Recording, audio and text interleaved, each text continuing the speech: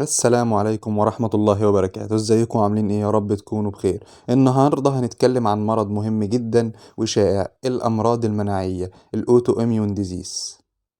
موضوع الأمراض المناعية هو موضوع شيق جدا وفي نفس الوقت طويل جدا وصعب جدا. هحكي لك قصة بسيطة هتفهم منها الموضوع إن شاء الله. طبعا الأمراض المناعية للأسف حاليا هي من الأمراض المنتشرة، عافانا الله جميعا، وهي الأصعب عرضيا وعلاجيا. وللأسف ما بنبقاش عارفين الأسباب بتاعة المرض المناعي إيه بشكل دقيق، ولكن هنتكلم بشكل عام إيه الأسباب اللي ممكن تكون موجودة تؤدي إلى حدوث الأمراض المناعية. انت عارف ليه هي الأصعب؟ تخيل لما يكون خط دفاعك الأساسي اللي دوره يحميك من أعدائك زي البكتيريا والفيرال والبارازايتس وأي شيء غريب بنسميه فورين بادي اللي هو بالنسبة للجسم أنتيجين. تخيل كده ينقلب خطك المناعي ده ويبقى هو المهاجم الأشرس وهو الأول. انت عارف ان المناعة دي أنواع: المناعة الطبيعية الفطرية الانيت اميونيتي، والادابتيف اميونيتي المناعة المكتسبة اللي انت بتتعرض لها في حياتك وتكتسب أجسام مضادة. طب وليه جهازي المناعي هينقلب على جسمي؟ ركز جدا، جسمك وجهازك المناعي عارفين بعض كويس جدا. طب ازاي؟ من خلال نظام محكم ودقيق خلقنا الله جميعا به، وما يعرف بال MHC الميجور هيستوكومباتيبيليتي كومبلكس. طب دي ايه اصلا؟ عارف انت لما بتعمل بطاقة ويبقى ليك رقم قومي، انت في اللحظة دي معروف من خلال رقمك القومي وبياناتك. هي بالنسبة لنا ال MHC هي بروتينات بتبقى موجودة على سطح خلايا جسم الإنسان الطبيعي. هي الاسم والدليل المرشد للجهاز المناعي، من خلالها بيعرف يفرق بين السيلف والنون سيلف، خلايا جسمي ولا شيء غريب فورين انتي بودي.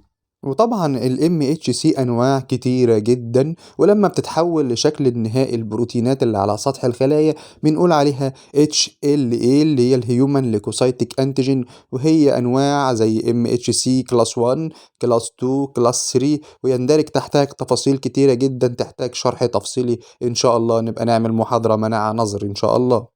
يبقى قلنا إن جسمك عارف نفسه من خلال ال MHC، لكن الأنتيجين الغريب زي الفيروس والبكتيريا وخلافه لا يوجد لديهم ال MHC، لذلك يتم القضاء عليهم بميكانيزم محكم ودقيق وتعاون بين العديد من خلايا الجهاز المناعي زي التي سيل. طيب منين جه الخلل المناعي بقى؟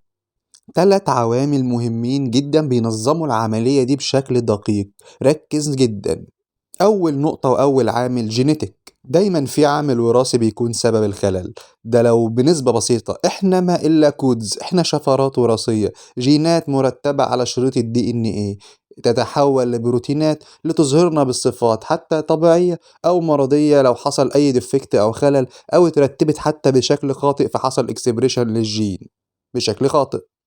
وكمان حديثا اكتشف ان في بعض البروتينات دي اللي بنسميها السيديهات سي دي، انواع كتيرة جدا لو وجدت في شخص ما فده بيكون عامل بيؤدي لحدوث مرض معين زي الديابيتس اللي هو مرض السكر. زي ما بنتحدث الآن برضو عن الأمراض المناعية، فوجود الشيء السي دي يدل على إصابة المرض أو احتمالية الحدوث في وقت ما، لأن هي جينات متوارثة على الدي إن إيه الخاص بنا. دي كانت النقطة الأولى اللي هي الوراثة. طيب النقطة التانية، تاني عامل زي ما انت شايف السايميك education، هو اللي انت شايفه تعليم، ايوه تعليم، بس تعليم ايه؟ برضه زي ما انت شايف سايميك، غدة السايموس، في غدة في منتصف القفص الصدري زي ما انت شايف في الصورة لونها اصفر كده اسمها الغدة السايموس، موجودة في منتصف القفص الصدري. الغدة دي لها دور كبير جدا في تطور خلايا الليمفوسايت. تطورها يعني استكمال نضجها، تبقى ماتيور، يحصل لها نضوج بعد خروجها من البون مارو اللي هو النخاع العظمي اللي هو المصنع بتاع خلايا الدم الحمراء والبيضاء والصفائح الدموية، ومن ضمن الليمفوسايت التي سيل. وطبعا خلايا الليمف دي حضرتك عليها دور كبير جدا في رد الفعل المناعي. ازاي؟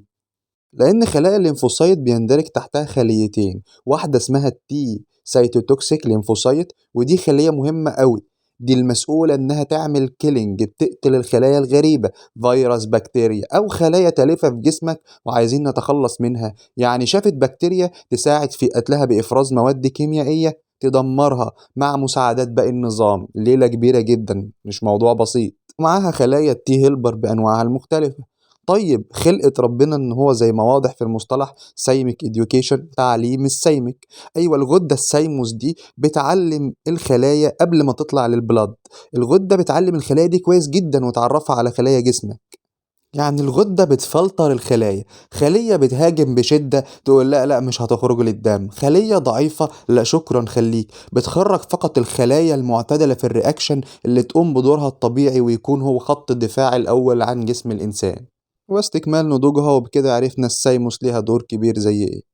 طيب بص كده، لو حصل ديفكت في السايموس إديوكيشن ايه اللي يحصل؟ تخرج خلايا متهورة قاتلة ما عندهاش القدرة التفرقة بين السيلف والنون سيلف، تهاجم خلايا الجسم بطبيعية، بدل ما تقتل العدو لا تهاجم نفسها ميستيكنلي تارجت وتعمل اوتو اميون ديزيز. طيب وايه هو العامل رقم 3؟ environmental، بيئي. عارف انت القشة التي قسمت ظهر البعير؟ يعني ممكن يكون في خلل جيني اللي هو السبب الاول، وخلل في السايموس اديوكيشن يعني ما تمش فلترة الخلايا، ولكن لسه لحد الآن مفيش أي مرض ولا أي مشكلة. يقوم يجي دور برد بسيط، أي عدوى فيروسية بكتيرية، التعرض لأي عامل بيئي، تدخين، مواد كيميائية، كل المشاكل دي تقوم هي اللي تظهر لك النار الكامنة، وفجأة يحصل تطور في الموضوع ويظهر على الشخص المرض.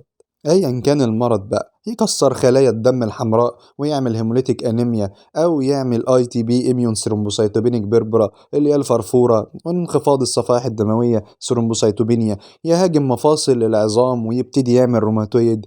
ايا كان الشكل المناعي اللي هيحصل فيه الخلل، هيهاجم الجلد، هيهاجم الجهاز العصبي، امراض المناعيه كتير جدا. عافانا الله جميعا يا رب. طيب المعمل دوره إيه؟ الأمراض المناعية لها تحاليل كتيرة جدا حسب كل مرض وحسب كل أعراض، ولكن من الأشهر ال ANA مثلا، الأنتي نيوكلر أنتي بودي، أجسام مضادة ضد النواة، الأنتي دي إن إيه ضد الدي إن إيه، الأنتي سميث، الأسمى الأنتي سموث ماسل أنتي بودي، الأنتي هيستون، الأنتي فيسفوليبيد، الأنتي رو اللي هي الأنتي اس اس اي، والأنتي لا اللي هو الأنتي اس اس بي. تحاليل كتيرة جدا وبتحتاج تخصص حسب الأعراض. ومن أهم التقنيات المستخدمة علشان أعمل التحاليل دي في المعمل، أبسطهم طرق الإلايزا اللي هي الإنزيم لينكد، أو الإميونوفلوريسنس، أو الإميونو ديفيوجن، أو حتى الإلكتروفوريسيس. وبكده تبقى المشكلة وضحت بتيجي منين.